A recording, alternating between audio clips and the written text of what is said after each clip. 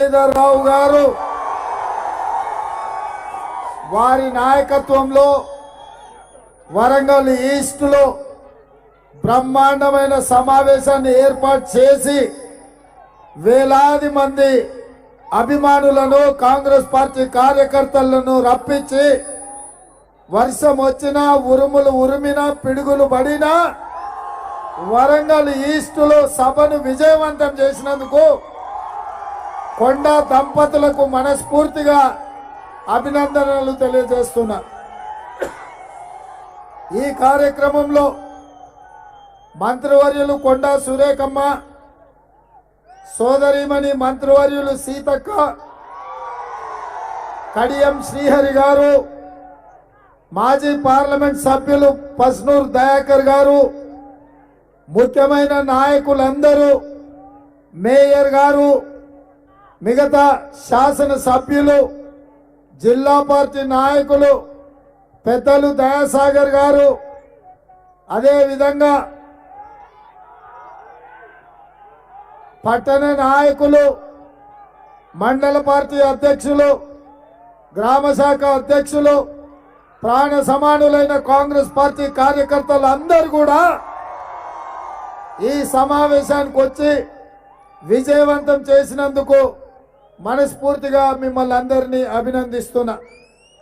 మిత్రులారా, ఈ ఎన్నికలు ఆషామాషి ఎన్నికలు కావు। 17 సార్లు పార్లమెంట్ ఎన్నికలు జరిగినాయి। ఎవరెవరికో అవకాశం ఇచ్చిండ్రు। ఈ ప్రాంతం నుంచి ఆనాడు పివి నరసింహారావు గారు కూడా ప్రాతినిధ్యం వహించి దేశానికి వన్నె తెచ్చిన చరిత్ర ఈ హన్మకొండ ప్రాంతానికి ఉన్నది। అదే విధంగా కాళోజీ గారు, ప్రొఫెసర్ జయశంకర్ గారు ఇలాంటి గొప్ప వ్యక్తులు కూడా ఈ ప్రాంతం నుంచి నాయకత్వం వహించారు। ఈరోజు ఈ ప్రాంతం ఒక ప్రజా పరిపాలన అందించిన కాకతీయులు, రాణి రుద్రమలు, ప్రతాప రుద్రులు ఈ ప్రాంతాన్ని ఏలినవారు। అదేవిధంగా నమ్మిన జాతి కోసం ప్రాణాలనిచ్చి రక్తం దారబోసిన సమ్మక్క సార్లమ్మ జంపన్న ఈ ప్రాంతం నుంచే ఆదర్శప్రాయులుగా భవిష్యత్ తరాలకు నిలబడ్డారు। ఇవాళ ఈ పౌరుషమైన ప్రాంతం ఆనాడు తొలి దశ మలి దశ తెలంగాణ ఉద్యమాలకు ఈ ప్రాంతం కాకతీయ యూనివర్సిటీ విద్యార్థులు, ఉద్యమకారులు ఈ తెలంగాణ ఉద్యమాన్ని ఉవ్వెత్తున నడిపి తెలంగాణ రాష్ట్రాన్ని సాధించిన కాకతీయ యూనివర్సిటీ కూడా ఈ ప్రాంతంలోనే ఉంది। గొప్ప చరిత్ర ఉన్న ఈ వరంగల్ పట్టణానికి, ఈ కాకతీయ సంస్థానానికి ఉజ్వల భవిష్యత్తు ఉండాల్సిన అవసరం ఉండే। తెలంగాణ రాష్ట్రం ఏర్పడ్డ 10 సంవత్సరాలలో దేశంలోనే ఒక్క గొప్ప నగరంగా, చారిత్రాత్మకమైన కట్టడాలున్న నగరంగా, ప్రపంచంలోనే ప్రసిద్ధిగాంచే 1000 స్తంభాల గుడి ఈ ప్రాంతంలో ఉంది, రామప్ప దేవాలయం ఉంది। ఈ గొప్ప చరిత్రకు వన్నెదేవాల్సిన చంద్రశేఖరరావు వారి పరిపాలనలో ఈ ప్రాంతం అంతా మస్కబారిపోయింది। అందుకే మిత్రులారా, ఇవాళ మా అక్క చాలా చిన్న అంశాలు ప్రస్తావించింది।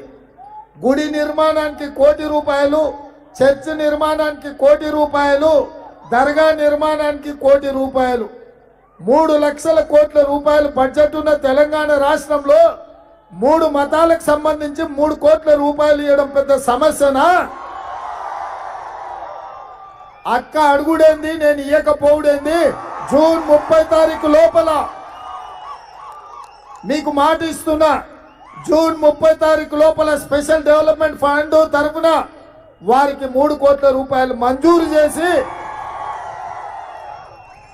మీ ఆలోచనను, మీ సూచనను అమలు చేస్తానని తెలియజేస్తున్నా।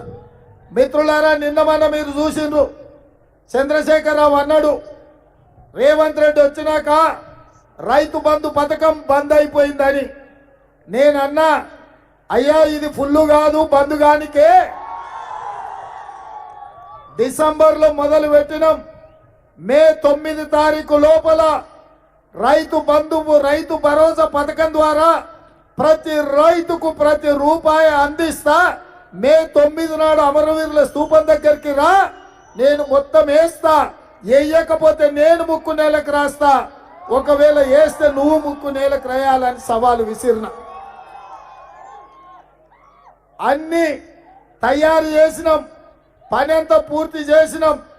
ఇవాళ దొంగ దెబ్బలు ఇవ్వడానికి బీఆర్ఎస్ వాళ్ళు బీజేపీ కలిసి కుట్ర చేసి కేంద్ర ఎన్నికల సంఘానికి ఫిర్యాదు చేసి రేవంత్ రెడ్డి రైతు భరోసా నిధులు రైతుల ఖాతాలు వేస్తున్నాడు, ఎట్లయినా అడ్డుకోమని ఫిర్యాదు చేస్తే ఇవాళ సాయంత్రం 4 గంటలకు కేంద్ర ఎన్నికల సంఘం రేవంత్ రెడ్డి ఖబర్దార్, నువ్వు రైతు భరోసా నిధులు రైతులకు వేయొద్దు, నువ్వు 13 తారీఖు ఎన్నికలు అయినాకనే వేయాలి, ఈ పట్ల వేయొద్దని నాకు నోటీస్ ఇచ్చింది.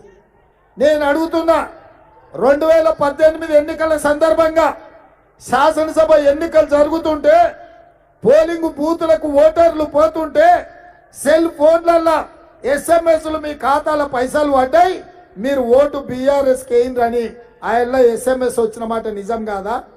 2018 నాడు బీఆర్ఎస్ రైతుల ఖాతాలో నగదేస్తేనేమో బీజేపీలకు సంతోషమైంది, వాళ్ళ ఫోన్లలో మెసేజ్లు పంపించారు, ఆయనలో అడ్డుకోలే.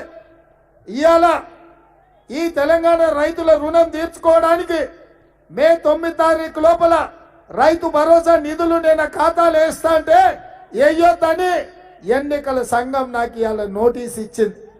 ఈ ద్వంద్వ నీతి, దొంగ నీతి, బీఆర్ఎస్ బీజేపీ కలిసి పన్నుతున్న కుట్ర ఈ తెలంగాణ రైతాంగానికి తెలియదనుకుంటున్నారా? అయినా ఏది జరగాలనో అది జరిగి తీరుతుంది, ఎక్కడికి చేరాలో అక్కడికి నగదు చేరి తీరుతుంది. 9 తారీఖు నాడు చంద్రశేఖర్ రావు నువ్వు రాసి పెట్టుకో, అమరవీరుల స్తూపం దగ్గరికి రా, నేను ఇచ్చిన మాటకు నిలబడతానో లేదో 9 తారీఖు నాడు తెచ్చుకుందామని నేను ఇవాళ చంద్రశేఖర్ రావుకు సవాల్ విసురుతున్నా. అదే విధంగా రైతు రుణమాఫీ గురించి హరీష్ రావు మాట్లాడుతున్నాడు. మామ అల్లుళ్ళు ఎట్లా తయారైనరు అంటే, మా అల్లుడేమో ఆనిముత్యం అంట, మామనేమో స్వాతి ముత్యం అంట. వీళ్ళిద్దరు బుద్ధిమంతులు. ఈ బుద్ధిమంతులకు సర్ది కడితే బొడ్రాయి కాడవై కూర్చొని బోర్ చేసి మళ్ళీ ఇంటికి వచ్చి బోర్లో వండుకున్నారు 10 ఏళ్ళు. ఎన్నడన్నా ఈ రాష్ట్ర రైతుల గురించి కానీ, ఈ రాష్ట్ర నిరుద్యోగుల గురించి కానీ, ఈ రాష్ట్ర ఉద్యమకారుల గురించి కానీ, విద్యార్థుల గురించి కానీ, ఈ రాష్ట్రంలో ఉండే ఆడబిడ్డల గురించి కానీ ఏ రోజైనా ఆలోచన చేసిందా? 10 ఏళ్లలో 21 లక్షల కోట్ల రూపాయలు వాళ్ళ చేతికిస్తే సిగ్గులేని దద్దమ్మలు వరంగల్కు అండర్ గ్రౌండ్ డ్రైనేజ్ కూడా వేయలేదు, మీకు ఔటర్ రింగ్ రోడ్డు వేయలేదు, మీకు ఎయిర్పోర్ట్ కట్టలేదు, మీ టెక్స్టైల్ పార్కు పూర్తి చెయ్యలేదు, మీ లెదర్ పార్కుకు అనాపై ఇయ్యలేదు. ఇప్పుడే మిత్రులు చెప్తున్నారు. మరి 21 లక్షల కోట్ల రూపాయలు ఏ గద్దెక్కపోయింది, ఏ అనకొండ మింగింది? ఇవాళ బీఆర్ఎస్ వాళ్ళు సిగ్గు కాకుండా 100 రోజులు కూడా కాలేదు, అప్పుడే దిగిపో అంటారు. నేను ఒక మాట చెప్పదలుచుకున్నా, మీలా కడుక్కోనో మంది పిల్లల్ని చంపో ఇవాళ ఈ కుర్చీలకు రాలే. నీలాకటోళ్ళని ఎంతో మందిని తొక్కుకుంటా ఇవాళ ఈ కుర్చీలకు వచ్చిన బిడ్డ అల్లాటప్పగా రాలే. అండగా కొండా మురళీధర్ రావు లాంటి వాళ్ళు ఉండబట్టి, వరంగల్ ఈస్ట్ లో గెలవబట్టి ఇవాళ ఈ కుర్చీలో ఉన్నాం. ఎవడో దారిన పోయే దాన వచ్చి నువ్వు దిగిపో అంటే దిగిపోవడానికేమో నీ బానిసలు అనుకుంటున్నావా?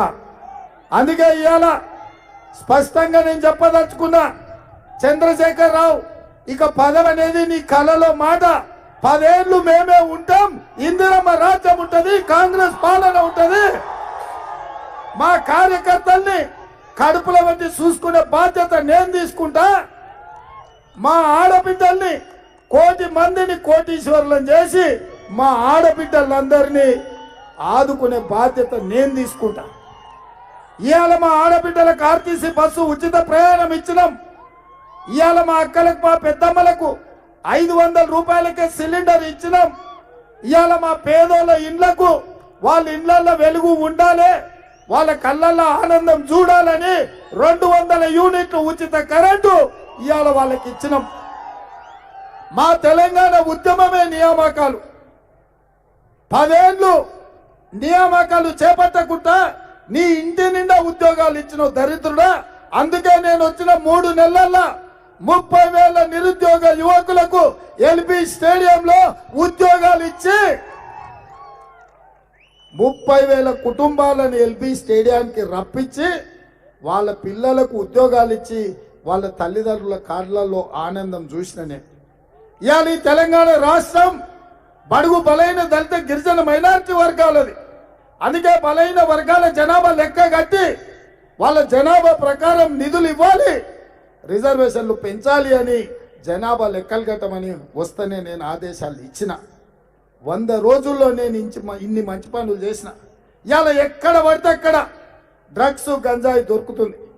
నిరుద్యోగ యువకులు, స్కూల్కు పోయే పిల్లలు ఇవాళ డ్రగ్స్ మహమ్మారి బారిన పడుతున్నారు. అందుకే తులసివనం లాంటి ఈ తెలంగాణలో గంజాయి మొక్కల్ని ఏరి పారేసే కార్యక్రమం పెట్టి ఉక్కు పాదంతో గంజాయిని డ్రగ్స్ ను అంచివేస్తుంటే ఇదైనా సోయిలేని చంద్రశేఖరరావు కళ్ళకు కనిపిస్తలేదా అని నేను అడుగుతున్నా. ఇవాళ నీకు నచ్చకపోవచ్చు, నువ్వు మెచ్చకపోవచ్చు నన్ను, కానీ ప్రభుత్వంలో ప్రజలకు చేసే పనులు నీకు కనిపిస్తలేవా? 40 ఏళ్ళ అనుభవం అంటూ ఏం గాడిదలం గాయడానికి కానీ అనుభవం కేంద్ర మంత్రిగా చేసిన, రాష్ట్ర మంత్రిగా చేసిన, ముఖ్యమంత్రిగా చేసిన, ఎంపీగా చేసిన నాకు ఇంత అనుభవం ఉంది. నన్ను సోయిలేనోడు, సన్నాసోడు, దద్దమ్మ అని రేవంత్ రెడ్డి తిడుతున్నాడు అని పెడబొబ్బలు పెడుతుండు. నీకు బుద్ధుడి జ్ఞానం ఉంటే అసెంబ్లీకి వచ్చి ప్రతిపక్ష నాయకుడిగా సూచన చేసేది ఉండే. రైతులను ఎట్లా ఆదుకోవాలి, రైతులకు ఎట్లా గిట్టుబాటు ధర ఇవ్వాలి, నిరుద్యోగ యువకులకు ఉద్యోగాలు ఎట్లా ఇవ్వాలి, ఈ రాష్ట్రాన్ని ఎట్లా అభివృద్ధి పదం వైపు నడిపించాలి, ఈ రాష్ట్రంలో పాలమూరు రంగారెడ్డి ఎత్తిపోతలు ఎట్లా పూర్తి చేయాలి, దేవాదులను ఎట్లా, దేవాదుల ద్వారా ఇక్కడ నీళ్ళు ఎట్లా ఇవ్వాలి, ఇవన్నీ నువ్వు సలహాలు ఇచ్చేది ఉండే. ప్రధానమంత్రి మిత్రలో టెక్స్టైల్ పార్కు ఉన్నా కేంద్రం నుంచి నిధులు రాలే. కాజీపేట రైల్వే కోచ్ ఫ్యాక్టరీ సోనియమ్మ ఇచ్చిన నరేంద్ర మోడీ ఇవాళ అన్యాయం చేసిండు. బయ్యారం ఉక్కు కర్మాగారాన్ని ఇవాళ పాత రేసిండు. ఇట్లాంటి పనులన్నీ ఆగిపోతే కలిసి కొట్లాడదామని చెప్పాలి కదా. ప్రధాన ప్రతిపక్ష నాయకుడిగా బాధ్యత నెరవేర్చాలి కదా. నీ కడిపే నిండాలే, నీ ఇంట్లోనే పండాలి, నువ్వు పచ్చగా ఉండాలి అనే ఈ దుర్మార్గమైన ఆలోచన ఏం ఆలోచన చంద్రశేఖరరావు నీది? నీలాంటి వాళ్ళు చరిత్ర కాలగర్భంలో ఎంతో మంది కలిసిపోయినరు. నువ్వు కూడా చరిత్ర హీనుడుగా మిగులుతావు. ఇప్పటికైనా ఆలోచన మార్చుకో, విధానాన్ని మార్చుకో, తెలంగాణకు ఉపయోగపడే విధంగా పని చెయ్యి. అందుకే ఇవాళ రైతు భరోసాను అడ్డుకోవడానికి బీఆర్ఎస్ బీజేపీ చేస్తున్న కుట్రలను తెలంగాణ రైతాంగం అంతా తిప్పికొట్టాలి. ఇవాళ దివాలా తీసిన రాష్ట్రంలో 7 లక్షల కోట్ల రూపాయల అప్పుతో డిసెంబర్ 7 నాడు బాధ్యత తీసుకుంటే ఇవాళ మే 7 సరిగ్గా 5 నెలలు 150 రోజులు ప్రతిరోజు, ప్రతి నిమిషం, ప్రతి గంట, రోజుకు 18 గంటలు పనిచేసి నిద్ర మారి ఇవాళ తెలంగాణను దారిలో పెట్టాలని 10 ఏళ్లలో 100 ఏళ్లకు సరిపోయే విధ్వంసం చేస్తే ఆ విధ్వంసాన్ని సరిదిద్దుతూ నడుపుతుంటే అభినందించాల్సింది పోయి శాపనార్థాలు పెడుతున్నాడు. నువ్వా ఈ తెలంగాణకు నాయకుడువా?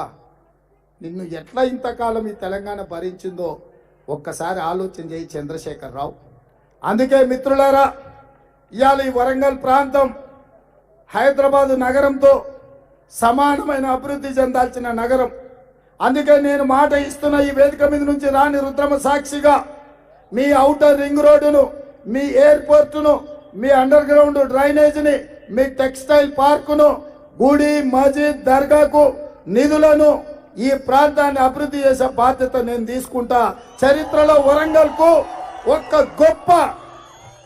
ఒక గొప్ప నగరంగా పేరు, కీర్తి తెచ్చే విధంగా నా ప్రభుత్వం పనిచేస్తుంది, నా మంత్రివర్గం పనిచేస్తుంది. అందుకే మిత్రులారా, ఇవాళ నేను మిమ్మల్ని ఒక్కటే అడుగుతున్నా. డాక్టర్ కావ్య, కడియం కావ్య ఆశామాసిగా టికెట్ ఇయ్యలే. కడియం శ్రీహరి గారు 35 సంవత్సరాలు నిజాయితీగా, నిబద్ధతతో ఉమ్మడి రాష్ట్రంలో కానీ, ప్రత్యేక తెలంగాణ రాష్ట్రంలో కానీ చిత్తశుద్ధితో ప్రజలకు సేవ చేసిండు. కాబట్టి ఆయన వారసత్వంగా నిజాయితీని, ప్రజలకు సేవ చెయ్యాలన్న చిత్తశుద్ధిని చూసి ఇవాళ కడియం కావ్యను కాంగ్రెస్ పార్టీ టికెట్ ఇచ్చింది. శ్రీహరి గారి దగ్గర 100 కోట్లు ఉన్నాయని చూసి ఇవ్వలే. శ్రీహరి గారికి ఈ ప్రాంతం పట్ల ఉన్న చిత్తశుద్ధి, తెలంగాణ రాష్ట్ర సాధనలో ఆయన యొక్క ప్రయత్నము ఇదే కాదు. ఇవాళ వారి అనుభవాన్ని తెలంగాణ రాష్ట్రానికి వినియోగించుకోవాలనుకున్నాం. ఇదే కాదు, మాదిగల ఏబిసిడి వర్గీకరణ చెయ్యాలి అంటే ఢిల్లీ సుప్రీంకోర్టులో కొట్లాడాలి, ఢిల్లీ సుప్రీంకోర్టులో కొట్లాడాలి, లోక్సభలో మాట్లాడాలి అని అంటే సోదరిమణి డాక్టర్ కావ్య చదువుకొని మాదిగల యొక్క ఏబిసిడి వర్గీకరణ, ఉపకులాల వర్గీకరణ మీద సంపూర్ణమైన పట్టున్న ఆడబిడ్డగా పార్లమెంటులో ప్రభుత్వంలో మాట్లాడి ఆ సమస్యని పరిష్కరించడానికి కొట్లాడుతుంది. కాబట్టి కడియం కావ్యని ఈరోజు వరంగల్ నుంచి ఎన్నికల బరిలో దించినాం. ఇదే కాదు, మా ముదిరాజ్ సోదరుల యొక్క డి నుంచి ఏ గ్రూప్ కు మార్చడానికి అవసరమైన కేసు సుప్రీంకోర్టులో ఉంది. నాకు నమ్మకంగా ఉండి, సమస్యల పట్ల అవగాహనతే ఉండి, సమస్యలు కొట్లాడి పరిష్కరించడానికి డాక్టర్ కావ్య లాంటి పార్లమెంట్ సభ్యురాలు నాకు కావాలి. ఎందుకంటే హైదరాబాద్లో ఉండి నేను ఏం ఆదేశం ఇచ్చినా ఢిల్లీ కేంద్ర ప్రభుత్వంలో, మన ప్రభుత్వంలో సమస్యల్ని పరిష్కరించి సమస్యల్ని వివరించడానికి చదువుకున్న వాళ్ళు కావాలి. ఆడబిడ్డ అయితే చిత్తశుద్ధితో పనిచేస్తుందని డాక్టర్ కావ్యని ఈరోజు ఎన్నికల బరిలో దించినాం. కడియం శ్రీహరి గారి గురించి, డాక్టర్ కావ్య గురించి నాకంటే మీకు ఎక్కువ తెలుసు. అవతల బీజేపీ ఆయన ఉన్నాడు, ఎవడైనా అనకొండ కాదా, అనకొండ కాదా, మీ భూములు మింగినోడు కాదా, మీ భూములు గుంజుకుంటే ఊర్లోకి పోతే రైతులు తిరుగుబాటు చేసి బర్రెని కొట్టినట్టు కొట్టలేదా? అట్లాంటి వాడు బీజేపీ అభ్యర్థి. చీకటి ఒప్పందంలో భాగంగా బీఆర్ఎస్ వాళ్ళు వాళ్ళ నాయకుడిని బీజేపీలకు పంపించారు, ఉద్ధరించారు, ఇల్లటం పంపించారు. ఎందుకంటే ఎట్లన్నా కాంగ్రెస్ను ఓడగొట్టాలని. ఎట్లకెళ్ళి ఓడగొడతారా? మీరు దొంగలు కలిసి గట్లు పంచుకుంటే వరంగల్ ప్రాంతం మొత్తం అమాయకులా? మీరు ఏం చేసినా, పొద్దటిపూట ఏం నటించినా, రాత్రిపూట ఏం గుడు పుటాని చేసినా వరంగల్ ప్రజలు విఘ్నులు, వివేకవంతులు. జరగబోయే ఎన్నికల్లో డాక్టర్ కావ్యను 1,00,000 మెజార్టీతో గెలిపిస్తారు. బీజేపీ వాళ్ళు రేపు నరేంద్ర మోడీ వస్తున్నాడు, సమాధానం చెప్పాలి. బయ్యారం ఉక్కు కర్మాగారం మనం అడిగితే మోడీ మనకు గాడిద గుడ్డిచ్చిండు. వరంగల్ రైల్వే కోచ్ ఫ్యాక్టరీ మనం అడిగితే మోడీ మనకు గాడిద గుడ్డిచ్చిండు. ఏమిచ్చిండు ఉంది కదా, ఏమంటారు దీన్ని? మోడీ ఏమిచ్చిండు? బీజేపీ ఏం తెచ్చింది? మోడీ ఏమిచ్చిండు? బీజేపీ ఏం తెచ్చింది? బయ్యారం ఉక్కు కర్మాగారం మనం అడిగితే మోడీ ఏమిచ్చిండు? కాజీపేట రైల్వే కోచ్ ఫ్యాక్టరీ మనం అడిగితే మోడీ ఏం తెచ్చిండు? ఐటీఐఆర్ కారిడార్ మనం అడిగితే మోడీ ఏం తెచ్చిండు? పాలమూరు రంగారెడ్డి ఎత్తిపోతల ప్రాజెక్టుకు జాతీయ హోదా మనం అడిగితే మోడీ ఏమిచ్చిండు? ఐఐఎం మనం అడిగితే మోడీ ఏమిచ్చిండు? ఐఐటి మనం అడిగితే మోడీ ఏమిచ్చిండు? వరంగల్ ఔటర్ రింగ్ రోడ్డు మనం అడిగితే మోడీ ఏమిచ్చిండు? వరంగల్లో ఎయిర్పోర్ట్ మనం అడిగితే మోడీ ఏమిచ్చిండు? టెక్స్టైల్ పార్కుకు నిధులు మనం అడిగితే మోడీ ఏమిచ్చిండు? మరి ఇప్పుడు చెప్పండి మిత్రులారా, పెద్ద గాడిద గుడ్డించిన మోడీకి బీజేపీలకు కర్రు కాల్చి వాత పెట్టాలనా లేదా? పెడతారు కదా, సిద్ధమే కదా, మీరు అందరూ సిద్ధమే కదా. రేపు మోడీ ఇక్కడికి వచ్చే ముందల ఇవన్నీ మంజూరు చేస్తేనే వరంగల్ గడ్డ మీద కాలు పెట్టాలి. లేకపోతే నరేంద్ర మోడీ గారు మిమ్మల్ని నమ్మడానికి ఎవరు సిద్ధంగా లేరు. నమో అంటేనే నమ్మితే మోసం అని మా వాళ్ళు అంటున్నారు. అందుకే ఇవాళ భూ కబ్జా కోరు, దందాలు చేసినోడు, నీతికి నిజాయితీకి నేను మారిపోయారు, అవినీతి పరులను అంతమొందిస్తా అంటున్నాడు మోడీ. మరి ఆరూరి రమేష్ అంత నీతిమంతుడా నాయన? మహాత్మా గాంధీకి తమ్ముడా, సత్యహరిచంద్రునికి? అదే అదే లేదు, అరూరి రమేష్ అంటున్నాను. అరూరి రమేష్ ఇవాళ మోడీ గారు ఒకటే మాట నేను అనేది, మోడీ గారు ఏమంటున్నారు? నేను అవినీతి పరులను అంతమంది ఇస్తా అంటున్నాడు. అవినీతికి పాల్పడేటోళ్లను జైలుకు తోలుతా అంటున్నాడు. నేను సూటిగా వరంగల్ ఈస్ట్ నియోజకవర్గం నుంచి నేను ఒక్క మాట అడగదలుచుకున్న మోడీ గారిని, అయ్యా అరూర్ రమేష్ గురించి నీకెవరైనా చెప్పిండ్రా? ఎప్పుడైనా కనుక్కున్నావా? ఎన్ని వందల ఎకరాలు ఈడ భూములు కబ్జా చేసిండో తెలుసా? అనకొండలాక పేదోళ్ళ భూములు ఎట్లా మింగిండో నీకు తెలుసా? మరి అవినీతి పరుడైన అనకొండను అరూరి రమేష్ను పక్కన పెట్టి ఎన్నికల్లో బీజేపీ నుంచి గెలిపించమని చెప్తున్నావంటే నీ నీతి నేతి బీరకాయలో నెయ్యి ఎంత ఉందో గంతనే ఉంది మోడీ గారు. అందుకే ఉపన్యాసాలు ఇస్తే సరిపోదు, దానికి తగ్గట్టు కూడా వివరించాలి. ఇక ఆఖరిగా కొండా మురళీధరరావు గారి కుటుంబం నాకు అత్యంత సన్నిహితం. వాళ్ళ అసెంబ్లీ టికెట్ అయినా వరంగల్ ఈస్ట్ కావాలన్నా పరకాలు కావాలన్నా నువ్వేది అడుగుతా అది మీ ఇంటికి పంపిస్తా అని చెప్పిన. బీఫామ్ వాళ్ళ ఇంటికి వచ్చింది. రేపు భవిష్యత్తులో కూడా కొండా మురళీధరరావు గారి రాజకీయం విషయంలో పార్టీ చూసుకుంటుంది. వారికి సమయం సందర్భం వచ్చినప్పుడు పార్టీ మంచి అవకాశం ఇస్తుందని కూడా ఇక్కడ ఉన్న మిత్రులందరికీ నేను చేయలేదే తలుచుకున్నా. కానీ ఈస్ట్ నుంచి అసెంబ్లీలో సురేఖమ్మకి ఎంత మెజార్టీ అయితే మురళన్న తెచ్చిండో దానికి ఒక్క ఓటు దక్కకుండా కూడా డాక్టర్ కావ్యకు మెజార్టీ తేవాల్సిన బాధ్యత మురళి అన్నది. ఈ ఎన్నిక వరంగల్ ఈస్టులో కావ్య ఎన్నిక కాదు, కొండా మురళీధర్రావు పటేల్ ఎన్నిక. మరి ఆయన ఏం చేస్తాడో ఎట్లా చేస్తాడో ఆయన ఇష్టం. ఆయన మీదనే భారం పెడుతున్నా, బరువు పెడుతున్నా, బాధ్యత పెడుతున్నా. నేను మిమ్మల్ని కలవాలి, వాన పడ్డా ఉరుములు ఉరిమినా మెరుపులు మెరిసినా మిమ్మల్ని కలవాల్సిందే అని చెప్పి మీ అందరి దగ్గరకు వచ్చిన ఇంత రాత్రి అయినా మీరందరూ ఉండి స్వాగతం పలికి ఈ సభను విజయవంతం చేసినందుకు మీకు ధన్యవాదాలు తెలియజేస్తున్నా. ఓకే, అదే విధంగా నేను ఒక్కటే మాట అడుగుతున్నా, డాక్టర్ కావ్యకు 1,00,000 మెజార్టీ రావాలి. నేను 1,00,000 అంటే మీరు పక్కా అనాలి. ఓకేనా? ఓకేనా? ఓకేనా? రెడీనా? 1,00,000 1,00,000 1,00,000 1,00,000 1,00,000 1,00,000 1,00,000 1,00,000 1,00,000 జై కాంగ్రెస్, జై జై కాంగ్రెస్. హస్తం గుర్తుకే, హస్తం గుర్తుకే. ధన్యవాదాలు సోదరుల.